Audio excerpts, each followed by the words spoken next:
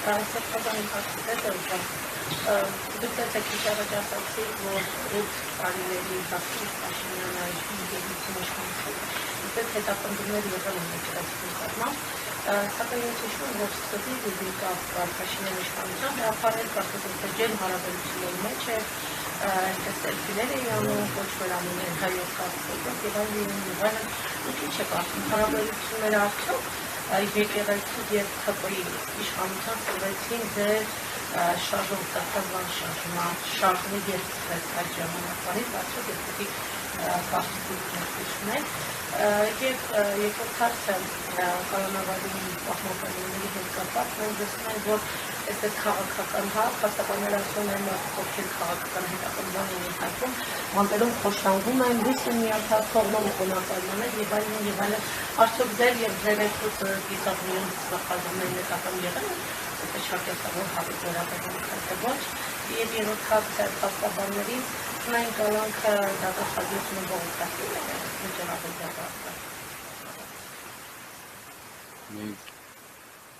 Առաջինն է շատ մեծ թեմա է դա, այո, եւ ոչ միայն իրենք են եւ ոչ միայն հնչել է այդ գաղափարը, որ սրբազան պայքարի պատճառով կամ իմ պատճառով, լավ, այսպես ասեմ, ոչ միայն իրենք իրենց շրջանակից ավելի, այսինքն նկատի իշխանական այդ որոշ շրջանակներից ավելի քիչ, քան թերևս որոշ մարդկանց կողմից, ովքեր փորձում են ինքնապաշտպանվել, իրենց ինքնությունը թաքցնել։ Եվ նաև եկեղեցու ներսից, պարզ ասեմ ձեզ։ Ուրեմն 2020 թվականին Քովիդի շրջանին դեռ սրբազան պայքար չկար։ Երբ Ալեն Սիմոնյանը եւ նրա նման հարակից երևույթները հայկական ժամանակ օրաթերթը համարում էին, որ վեհապար իրենց թիկունքից հարվածել է եւ դիմում էին ավազանի անունով։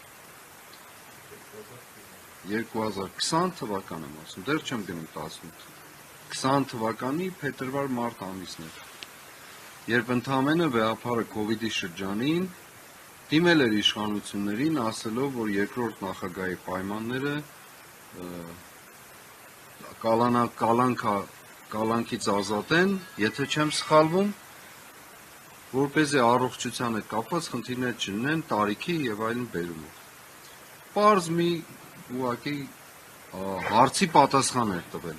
Եթե չեմ սխալվում, News-am էր կամ Arnews-էր, հիմա չեմ հիշում։ Այդ ժամանակ սրբազան պայքար չկար, որ դարձյալ մեծ ոհմակով հարձակվեցին եւ այն ժամանակ են հենց առաջին անգամ վեհապար Հայրապետին դիմել ավազանի անունով, մոռանալով, որ իր անձնագրային անունը ուղղակի Գարեգին երկրորդ արձանագրումն ունի։ Կար այդ ժամանակ սրբազան պայքար, չկար։ Երկրորդ դրվագը 2023 թվականից 24-ի անցմանը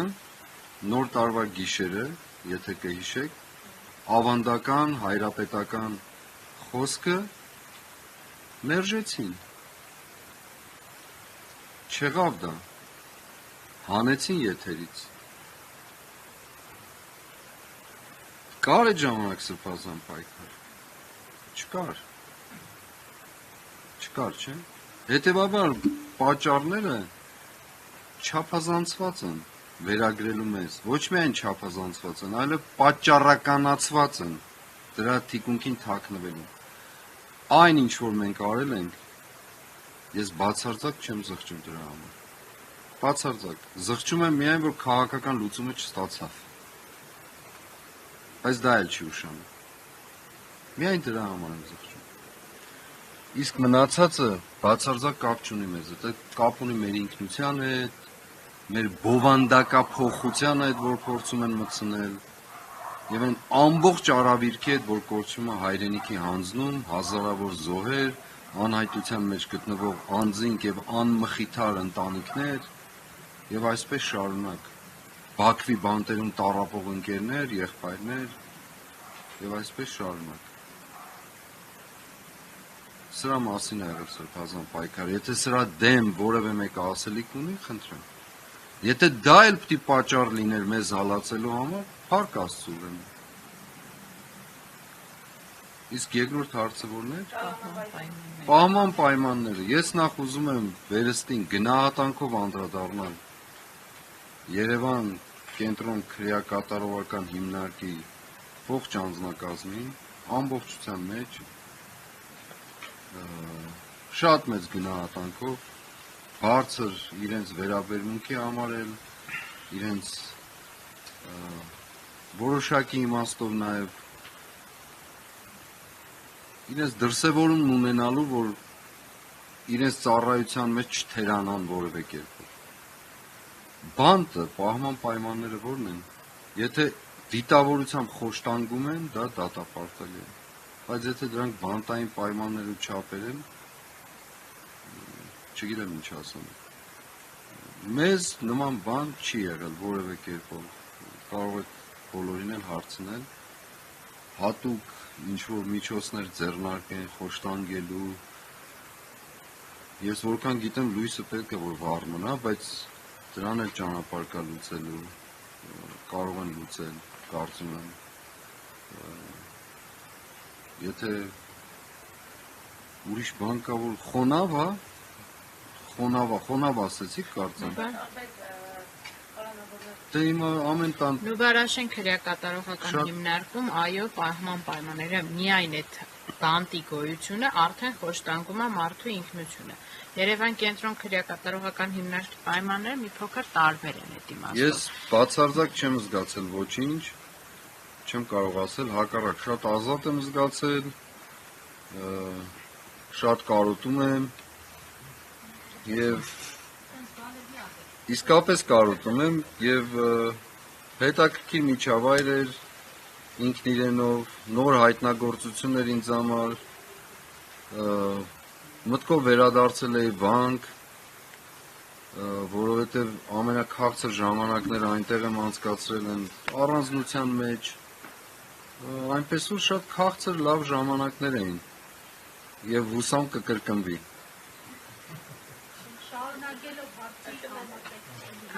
Երրորդ հարցը տնային կալանքի հետ կապված, այո, բողոքարկվել է Վճռաբեկ դատարան, այո, գլխավոր դատախազի կողմից բողոքարկվել է Վճռաբեկ դատարան եւ ստացել ենք մի քանի օր առաջ Վճռաբեկ դատարանի բողոքը վարույթ ընդունելը մերժելու մասին որոշում։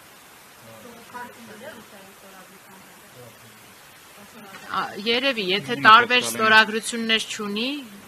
գլխավոր դատախազը։ Ես նախորդ հարցին կներեք, էլի մի լրացում անեմ, կապված քաղաքական հետապնդումների ենթարկվող անձանց բանտային պայմանների մասին։ Բնականաբար մեծ բանտերը, հա, Արմավիրը, Նուբարաշյանը իրենց պայմաններով բոլորի համար վատն են, եւ այդտեղ պետությունն էլ ուրջ անելիք ունի, որտեղ անկախ նրանից այնտեղ կլինեն նաեւ եթե օրենքով շարժվելու լինեն հանցանք կատարած անձինք, միևնույնն է մարդու արժանապատվությունը բարձրագույն արժեքը պետք է ապահովի բոլորի արժանապատիվ կեցությունը այնտեղ։ Բայց եթե կա որոշակի նաև անձնական վերաբերմունք դրսևորելու հարց, բնականաբար տարբեր անձանցից այդ բանը մենք լսել ենք, ովքեր քաղաքական հետապնդումների են ենթարկվում, որ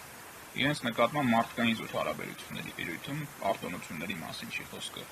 Կա ընդգծած դրական վերաբերմունք, դրա պատճառն էլ շատ պարզ եւ հասկանալի է։ Այդ մարդիկ տարիներով աշխատում են այնտեղ եւ շփվում են իրական հանցագործների հետ եւ իրենք էլ կարող են շատ լավ տարբերակել եւ հասկանալ այս մարդը, որին բերել են իրենց մոտ անհիմն հալածանքների է ենթարկվում, թե օրենքով սանված պատիժ կրելու է եկել։ Եվ բնականաբար այդ վերաբերմունքը արդարացված է այդ տեսանկյունից։